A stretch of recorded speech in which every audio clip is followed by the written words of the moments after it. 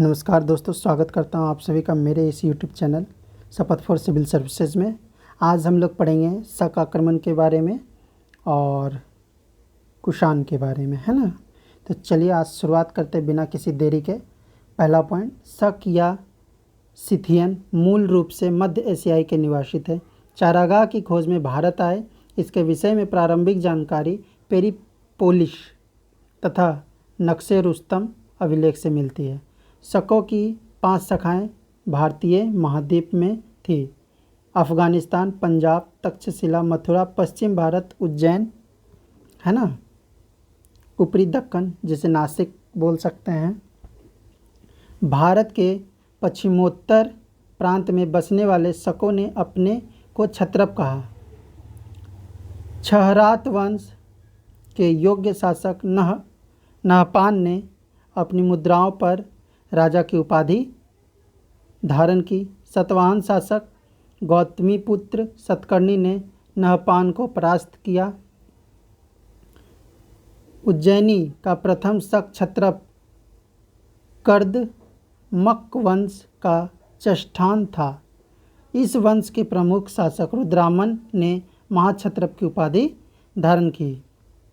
रुद्रामन प्रथम ने काठियावाड़, जिसे गुजरात, जो कि अभी कहाँ है, गुजरात में है, कि अर्ध शुष्क सुदर्शन झील जो मौर्य द्वारा बनाया गया था का जीर्णोद्धार कराया, यानी कि बनवाया, है ना, जीर्णोद्धार फिर से उसको चालू करवाया। रुद्रामन पहली बार विशुद्ध संस्कृत भाषा में गिरनार अभिलेख उत्कीर्ण करवाया। इससे पहले कि सभी अभिलेख प्राकृत भाषा में लिखे गए थे, है ना। 57 ईसा पूर्व में उज्जैन के एक स्थानीय राजा ने शकों को पराजित किया और विक्रमादित्य की उपाधि धारण की एवं विक्रम संवत 57 ईसा पूर्व से चलाया। विक्रमादित्य भारत में एक लोकप्रिय उपाधि बन गई, जिसकी संख्या भारतीय इतिहास में 14 तक पहुंच गई। इसमें गुप्त सम्राट चंद्रगुप्त द्वितीय सर्वाधिक विख्यात विक्रमादित्य था। चंद्रगुप्त विक्रमादित्य ने इस वंश के अंतिम शासक रुद्र सिंह तृतीय की हत्या कर शकों के क्षेत्र को गुप्त साम्राज्य में मिला लिया। इस उपलक्ष्य में चांदी का सिक्का चलाया। अब पढ़ेंगे हम लोग पल्लव या पार्थियन के बारे में, है ना। पल्लव वंश का वास्तविक संस्थापक मिथ्रेडेटस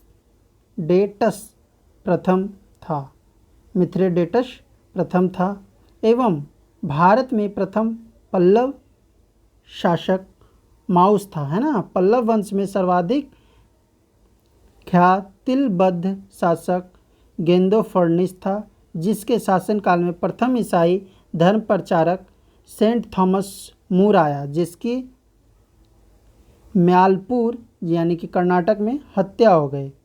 गोंदोफर्निस को तख्ते वही अभिलेख में गुदुवहर तथा फारसी में उसका नाम विंध्यवर्फ यशविजयी है। मौर्योत्तर काल में बंग एंड पुंड्र क्षेत्र के मलमल को गंगई कहा जाता था। मिलिंद का प्रश्न में 75 व्यवसायों का उल्लेख है, जिसमें 60 विविध प्रकार के शिल्प से संबंध है। मथुरा में साटक नामक विशेष प्रकार के वस्त्र का उत्पादन होता था। पश्चिम के लोग को भारतीय गोल मिर्च इतनी प्रिय थी कि संस्कृत में गोल मिर्च काली मिर्च का नाम ही पड़ गया। यवन प्रिय आरिकमेडू ने पेरिप्लस ऑफ द एरिथियन सी में पेडोक नाम से संबोधित किया। अब नेक्स्ट जो चैप्टर है हमारा 12वां नंबर का टॉपिक कुषाण वंश है। तो चलिए आइए देखते हैं कुषाण वंश के बारे में। कुषाण चीन के यूची कबीले के संबंधित थे। कालांतर में यूची कबीला 5 शाखाओं में बट गया, जिसमें एक कुषाण प्रमुख हुआ। कुषाण वंश का संस्थापक तथा प्रथम शासक कुजुल कडफिसस था। उसने कश्मीर तथा सिंधु नदी के पश्चिम के क्षेत्र को जीता। उसने सिर्फ तांबे के सिक्के जारी किए, है ना। वीम कडफिसस ने तक्षशिला तथा पंजाब को जीता और अपने तांबे और सोने के सिक्के पर उन अनेक उपाधियां उत्कीर्ण करवाई। भारत में सर्वप्रथम सोने के सिक्के विम कटफिशस ने जारी किए। विम कटफिशस के सिक्कों पर शिव नंदी तथा त्रिशूल की आकृतियाँ मिलती है, जिससे उसका शैव मतानुयायी होना सिद्ध होता है। विम ने महेश्वर की उपाधि धारण की। चलिए अब नेक्स्ट टॉपिक देखते हैं, किसके बारे में? कनिष्क के बारे में। कनिष्क भी जो है कुषाण वंश का ही प्रतापी शासक था, है ना। तो चलिए आइए देखते हैं। कुषाण वंश का सर्वाधिक प्रतापी शासक कनिष्क था, जिसने अपने राज्याभिषेक के समय 78 ईस्वी में एक नए संवत को प्रारंभ किया, जो शक संवत कहलाया, है ना। शक संवत भारत सरकार द्वारा प्रयोग में लाया जाता है। कनिष्क की प्रथम राजधानी पुरुषपुर, पेशावर एवं दूसरी राजधानी मथुरा थी। कनिष्क ने पाटलिपुत्र पर आक्रमण कर बुद्ध का भिक्षा पात्र और उनका मुकुट प्राप्त किया। इस आक्रमण के दौरान प्रसिद्ध विद्वान अश्वघोष को भी अपने साथ लाया। राजतरंगिणी के अनुसार कनिष्क ने कश्मीर पर विजय प्राप्त की और कनिष्कपुर को बसाया। कनिष्क ने चीनी हुन राजवंश के सेनापति पांचाओ को हराया और ताशकंद, कासगर आदि से सिल्क मार्ग पर अधिकार कर लिया।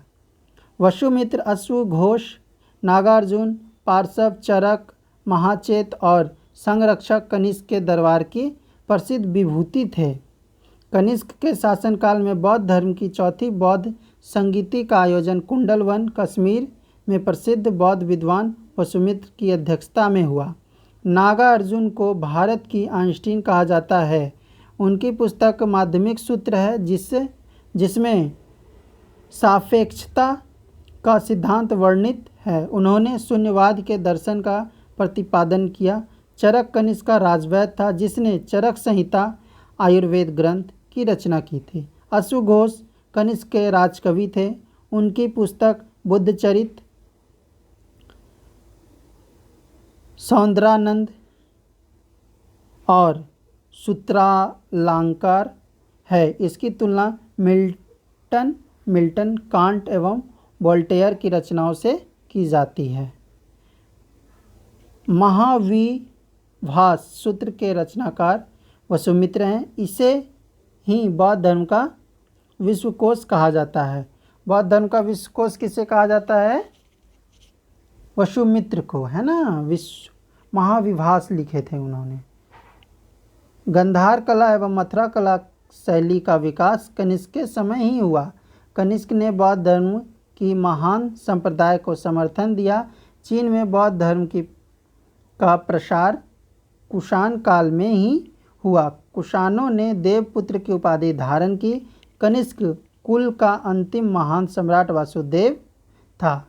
कनिष्क के पेशावर स्तूप की खुदाई में बुद्ध, इंद्र, ब्रह्मा और कनिष्क की मूर्तियां मिली। अरिकमेडु की खुदाई से रोमन बस्ती की जानकारी मिलती है। भारत में मिले अधिकांश सिक्के अगस्टस एवं टाइबेरियस के समय के हैं। बंगाल मलमल एवं मगध वृक्षों के रेशों से बने कपड़ों के लिए प्रसिद्ध था। रेशम बनाने की तकनीक का आविष्कार सबसे पहले चीन में हुआ। तक्षशिला विभिन्न दिशा से आने वाले सामान के संग्रहालय यानी कि मंडी के रूप में प्रसिद्ध था। आज का क्लास यहीं पर समाप्त होता है, और यदि चैनल अच्छा लगे तो लाइक करें, सब्सक्राइब करें, है ना। चलिए मिलते हैं फिर नेक्स्ट वीडियो में।